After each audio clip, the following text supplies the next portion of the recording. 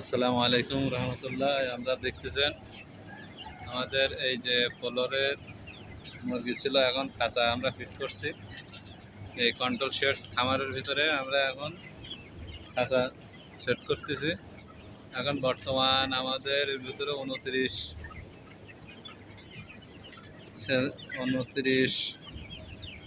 তাপ আছে এর ভিতরে, সেলসিয়াস টেম্পারেচার 29। এই মুরগিগুলো সব ঠান্ডায় সুন্দরভাবে অনুভব করতেছে। এখন আমরা এই যে লেয়ারের খাঁচা, চায়না সিস্টেমের খাঁচাগুলো বানাচ্ছি। এই চায়না সিস্টেমের খাঁচাগুলো হেভি মানের খাঁচা, এবং এতে মুরগি পাইলেও খুব সুন্দর আরামদায়ক। এই আমরা এখনও সেট কমপ্লিট করতে পারিনি, আমরা এই সেটিং দিচ্ছি কেবল। আর আমাদের এর ভিতরে কন্ট্রোল শেড সহ আমাদের মুরগি আছে, কন্ট্রোল শেড সহ